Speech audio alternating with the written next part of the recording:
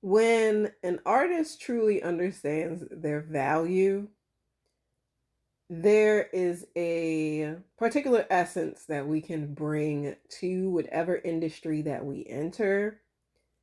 But most importantly, again, is like understanding your value as an artist, understanding the value of your creative output and how that truly impacts a business and being able to communicate that and properly positioning yourself as such, as a valuable asset, not just somebody collecting a paycheck and a nice to have until layoffs until layoffs come bumbling around. And with that same sense, it is that gets me thinking on being indispensable, which comes that's inspired by Seth Godin's book Linchpin that I'm reading, and that then rolls into financial stability as necessity for creative prolificacy. That is what we will be getting into on this episode of Artsy Biz and Chill, the business side of being an artist, particularly from my experiences, past, present, and future. And this is a part of my overall podcast, The Art of Biz and Chill. You can tune in every Wednesday and Friday for updates on my innovative bossing. Be sure to subscribe to the Art of Biz and Chill Substack, the YouTube, connect with me on LinkedIn and Threads, and anything that I reference that has a link is available in the show notes. I am your host, Malainayo Bast. Artist moniker, Lena Verse. And let's get into this bitch. So, I have had to make an executive decision. I have chosen the self-employed life. The self-employed life chose me as well. Because I need to be making my own decisions on my own time, in my own space, doing shit when and where I feel like it without asking anybody for permission, because I am an adult. And that is not to disparage anybody who has 9 to 5 or whatever, blah, blah, blah.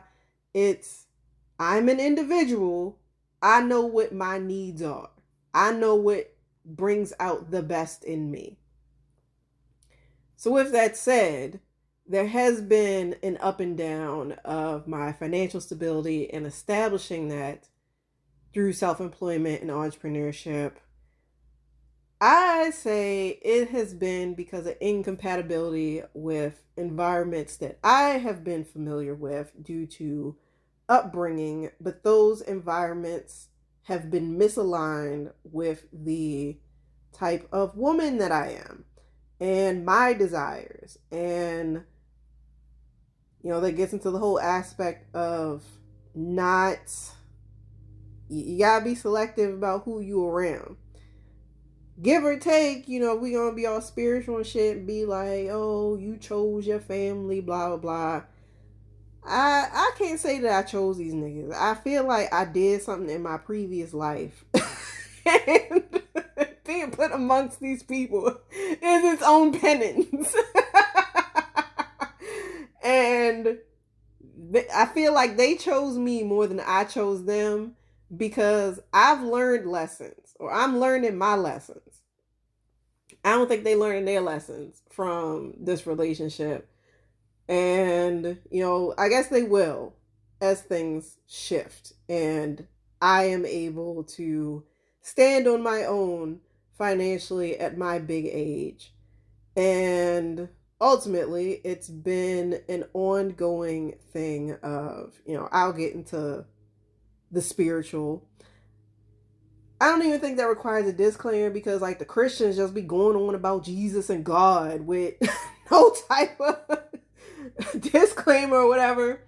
So this isn't about converting anybody, changing your beliefs. Everything I speak on is from my experiences, my outlook on shit, and how I'm doing life. So if you can't handle that, like, tough nuts.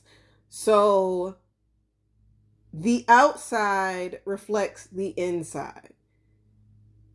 And there is a connection to emotions and finances. You know, when there is often talk of like, what is your upbringing around finances? What was your family like around finances? And financial stability has been established, like, of course, we live in a physical world. However, the physical world is not all there is. It just isn't. You know, we are spirits in a body. So the things that are happening outside of ourselves are not finite. These are things that I am like deeply rooting within myself belief wise, because I had a lot of influence that, you know, the irony of being raised Christian, where y'all believe in Jesus and God and the Holy Spirit and shit, but then you have like this binding to the physical world around you, and you project all these doubts on the other people, but you don't doubt motherfuckers you ain't never seen before, or you told yourself how you seen them. It don't make no sense. Like, it really don't make no sense to me. So in the realm of financial stability and emotion, spirit, and all of this, I've had instability where I've was raised with and coexisted with emotionally unstable people. The things that got them, sure, they got the house, they got the everything. You're pulling from the stability. Like, that's the appeal of the 9-to-5, is you are outsourcing a sense of stability because that structure is already there. So the difficulty that comes from, you know, functioning and building your own stable income as a freelancer, self-employed, consultant, entrepreneur, all of that, is because you are the source of your own stability. And if you're not developed, if you don't have that understanding and that cognizance of how to create that sense of stability within yourself, it's going to be difficult to create that in reality, because you are not relying on another system. Thus, that's when it comes to investing in coaches and mentors, purchasing just different courses or whatnot that teach you specific business models. You are outsourcing your sense of stability. There's nothing wrong. There isn't something wrong with that. It's when you become completely reliant on that is a problem, but it gives you a framework with which to create your own sense of stability within, give or take. For me, I don't want to say that I'm creating everything from scratch, especially, you know, when we get into the artist aspect. It's that there's just this there are polarities within me of, I understand the outside value of relying on these other stable forces, but I also have my own inner inclinations of just trusting myself and building on that. But because so much of that has been disrupted by those around me basically pressuring me and punishing me for listening to myself and insisting that I need to rely on these things outside of myself because they've done it, and thus they treat that as if that is the only way to do life. Like, that gets into a whole occult conversation of collectivism and collective beliefs and just certain it's like it's an occultism, and it's just overall how humans function. Money, like the US dollar, is not backed by gold. As many have been repeatedly told, it is backed by the belief of the American people, by everybody in the world. There's nothing actually backing the dollar. And as much as people complain about money, they're still going to keep using money because there is a collective buy-in that enforces, again, the sense of stability and the structure of this particular form. It's the same thing with capitalism. It's even the same thing with Christianity. It is, these are being fed by beliefs. And there are some people who, again, because they're outsourcing that stability, they can't seem to grab it. It'll disturb them to see anybody do anything different. And to somewhat of an unconscious degree, they'll interrupt what this other person is doing, i.e., me, because of their discomfort with seeing something that's outside of what lines up with their beliefs. So, all that to say, I have been in this unconscious cycle of coexisting with unstable people and people who are so entrenched in certain beliefs that me doing something differently fundamentally like drives them nuts. That's dysfunction.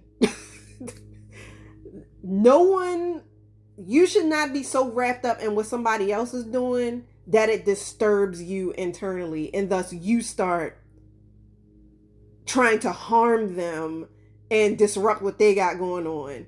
When, if you're so invested in these systems of stability that you believe are working for you, that should be your only focus.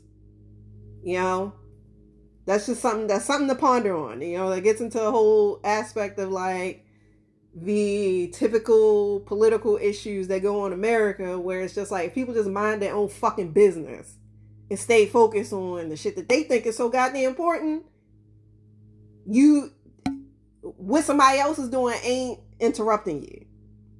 So before I continue into that segment, I mean, I feel like that does segue into like the concept of disruption, which then segues into the financial technology industry that I have pivoted into, because fintech is it's disruptive in that it's changing the way that money moves in the world and the different forms that money can take.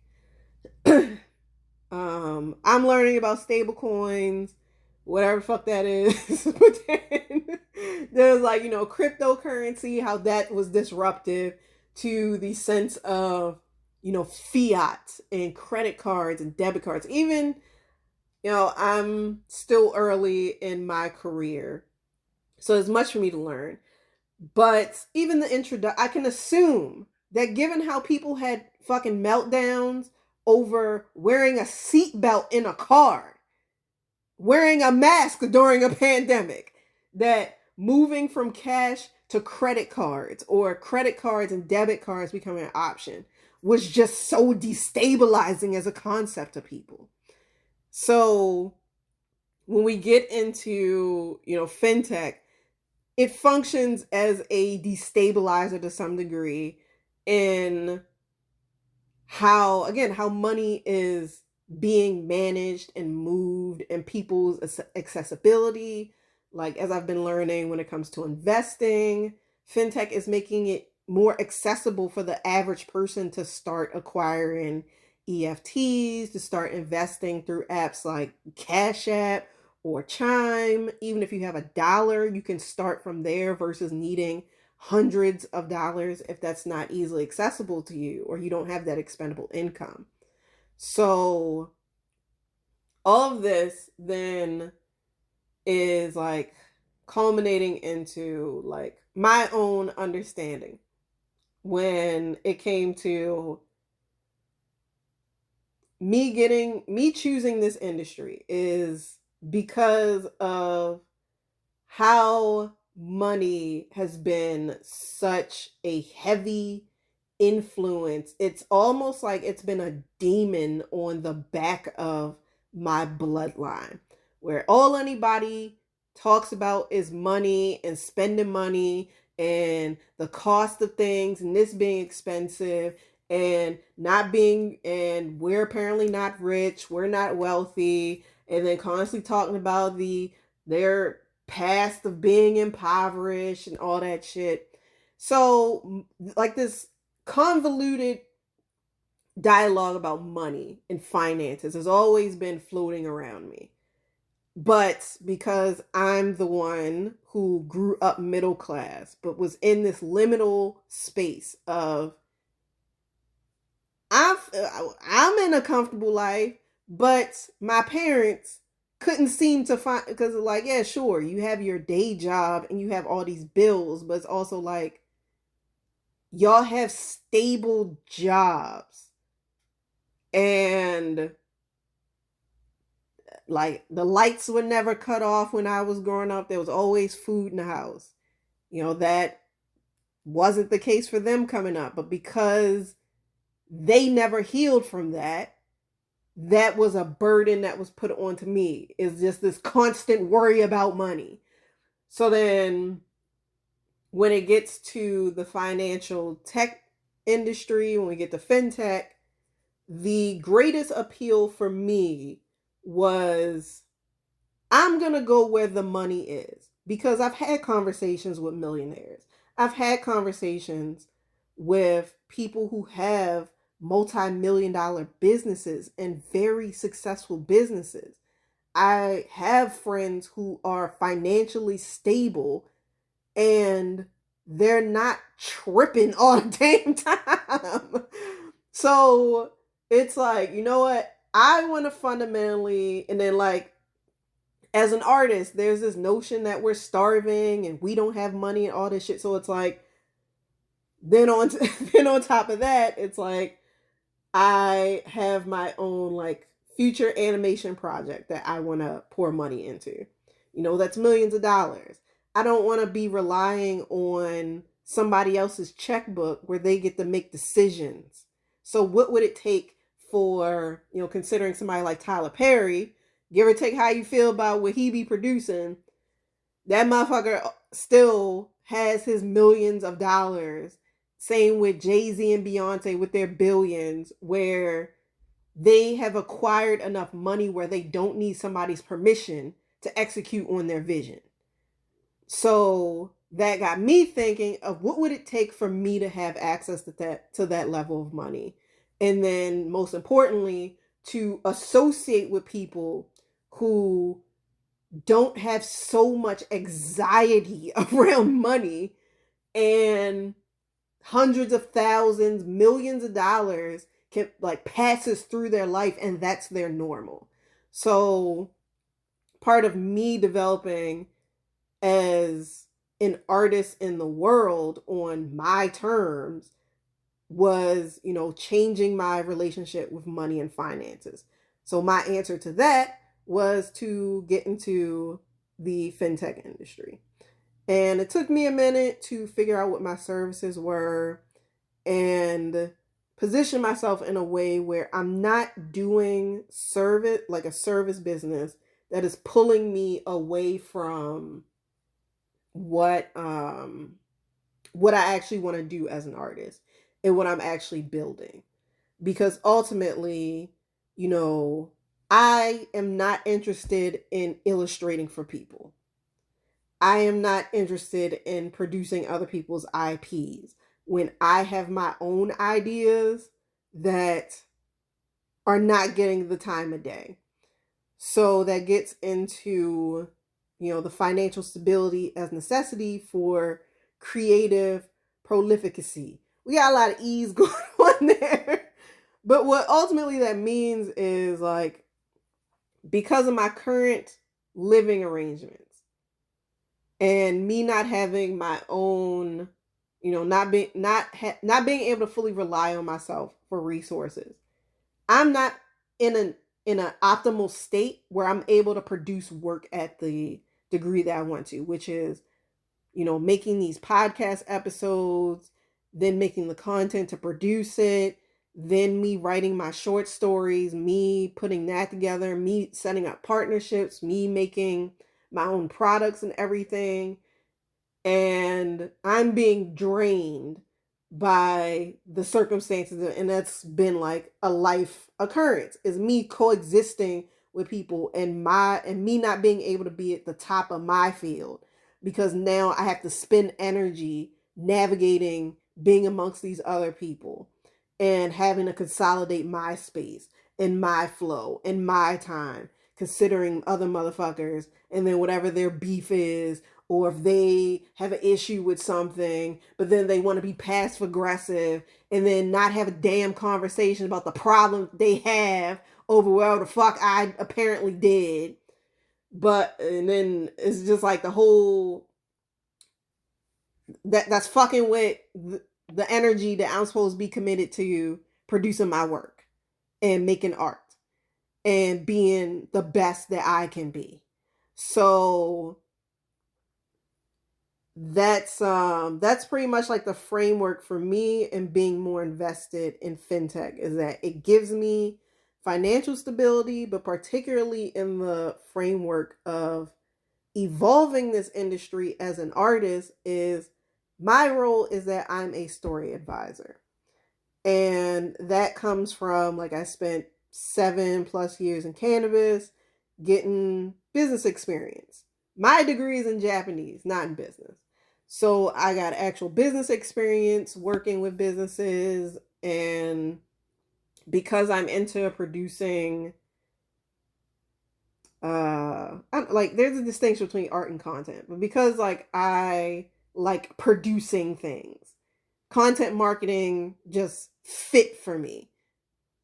And especially because like you can create like a series of things, and there's the overlap that was appealing for it, where I've really been into video games, comics, I read novels, watch TV shows. Like, that's a series, it's episodic.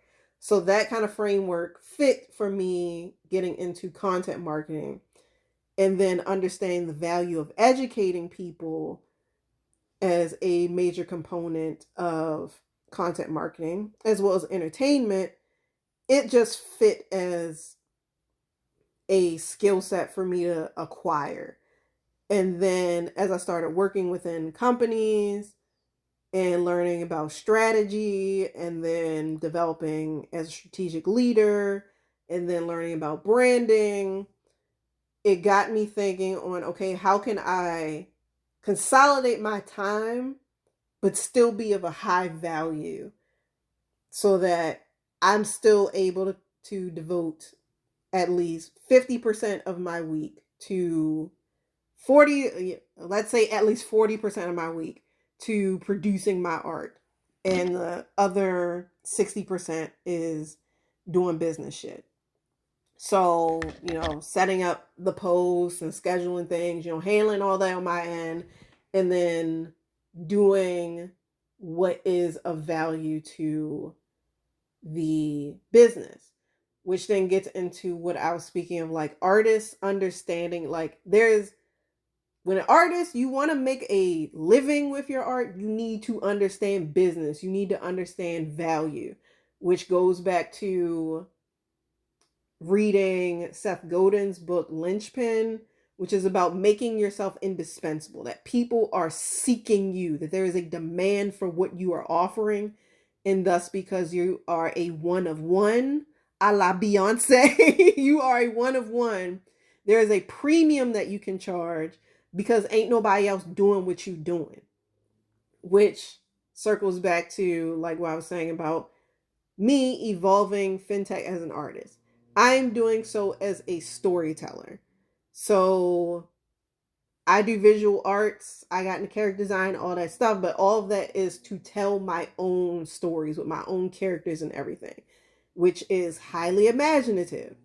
So that then got me like, well, how about bringing imagination into fintech? And, as an artist, and fully grasping and taking pride in your role and not bitching about how society and normal people feel and treat us, there we're treated the way we're treated because we are different. We are exceptional. But you have to be able to have the backbone and the vision and the pride in what you are doing and decide your place and decide what your value is so that you can make specific changes and influence the kind of changes that you want to experience and ultimately get compensated and make sure that everything that you're pouring out benefits you. So a major thing of being an artist is synthesizing a lot of different experiences, or at least for me, I position myself as a multi-talented artist and used to have my moniker as Maestra Lainivers, as in like a maestro of a symphony. You know, you're bringing together all these different instruments and sounds to create harmony. And that is ultimately what synthesizing and the synergy is. It's I'm pulling from content marketing, branding, imaginative storytelling, visual art, and strategic leadership, and I'm bringing all that together to have created my role as a story advisor in the fintech industry.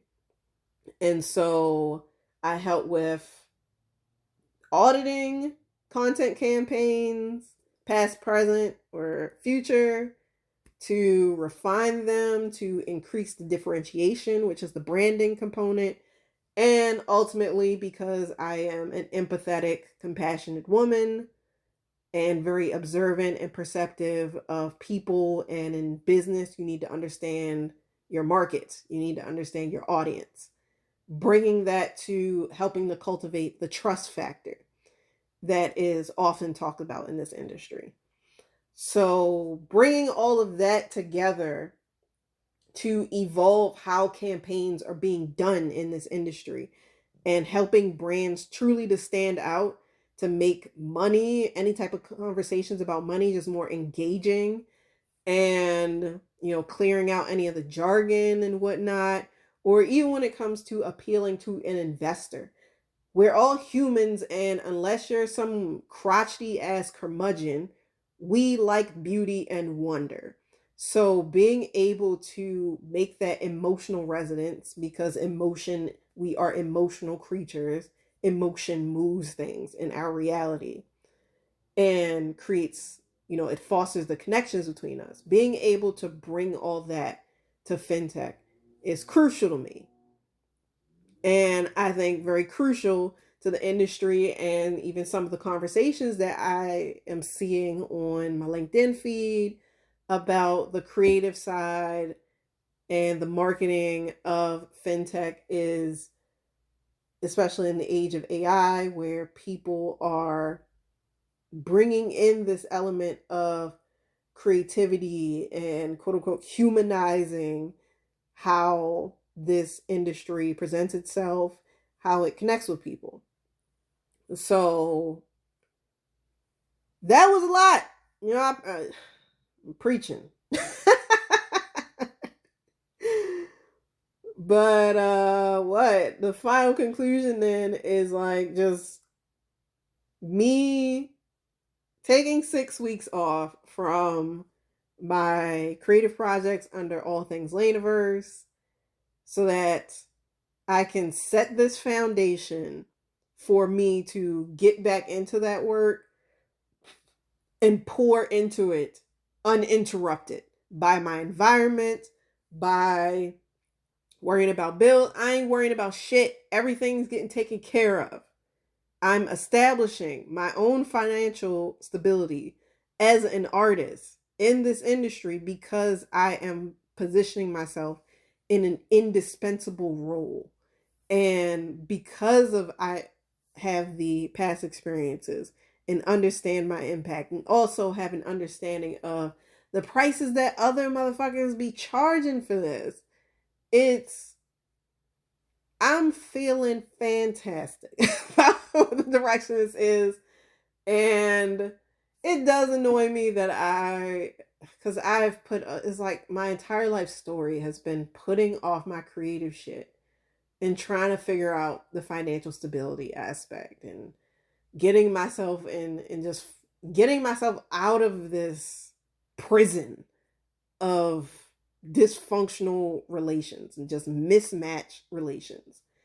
So, as much as this is an evolution of fintech storytelling, this is my own evolution in that I've taken a lot. It's been a lot of one step forward, two steps back for me. And at this point, I'm leaping the fuck forward and I can't look back.